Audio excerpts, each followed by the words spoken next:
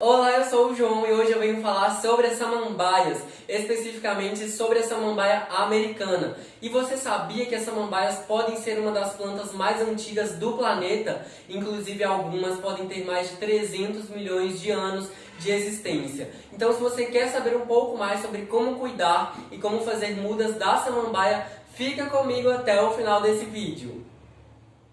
As samambaias são plantas epífitas. Isso significa que lá na natureza, no seu ambiente de origem, elas se desenvolvem muitas vezes apoiadas em outras plantas. Então, por isso é muito comum encontrar samambaias nos troncos das árvores, na parte mais superior, próxima à copa, ou então na parte mais baixa. Então, essa planta desenvolve com o tempo algumas raízes que vão se desenvolvendo e se entrelaçando na copa das árvores, e aí ela vai se desenvolvendo. Essa também é uma outra característica comum de algumas orquídeas que são epífitas, que se apoiam em outras plantas para se desenvolver. As samambaias são plantas típicas de regiões tropicais, então elas adoram calor e umidade.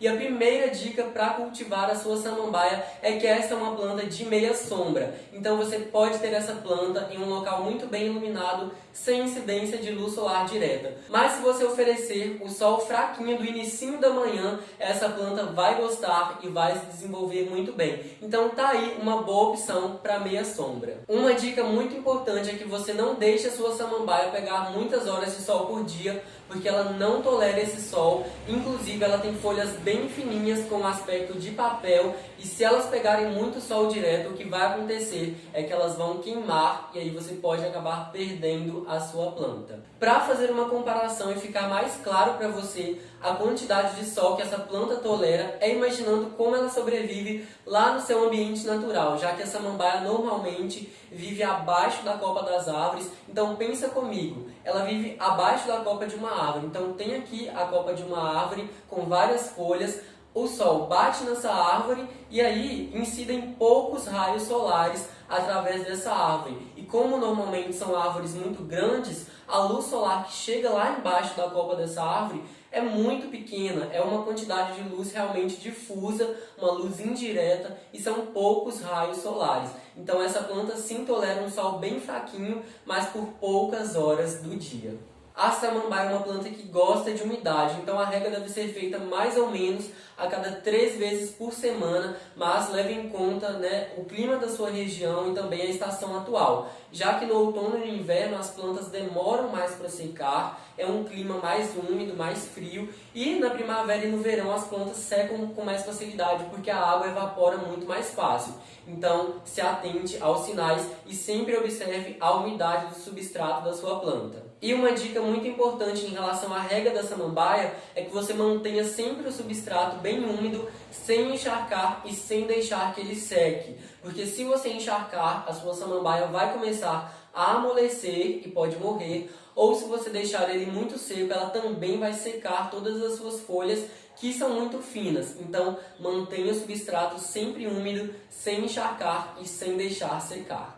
Uma segunda dica muito importante em relação à rega é que você regue com uma água não muito gelada. Porque pensa comigo, lá no seu ambiente natural, a samambaia recebe uma água que muitas vezes vem escorrendo pela chuva através dos troncos das árvores, e essa água chega embaixo com uma temperatura muito mais ambiente, muito mais morninha. Então essa planta não recebe uma água muito gelada. Se você regar essa planta com uma água muito gelada, ela pode começar a secar também e sentir esse impacto. Então sempre que você for molhar, se a água da sua região, da sua casa estiver muito gelada, deixe essa água um tempinho ali na temperatura ambiente para ficar um pouco morninha. Uma outra dica muito importante sobre o cultivo da samambaia é que essa planta não tolera de jeito nenhum ventania. Então, se você deixar essa planta em um local com muito vento, o que vai acontecer é que ela vai secar as folhas dessa forma, tá vendo? Fica folhas bem secas. Então ela perde essa cor verde e as folhas queimam, secam e morrem. Então não deixe a sua samambaia em um local com muita ventania.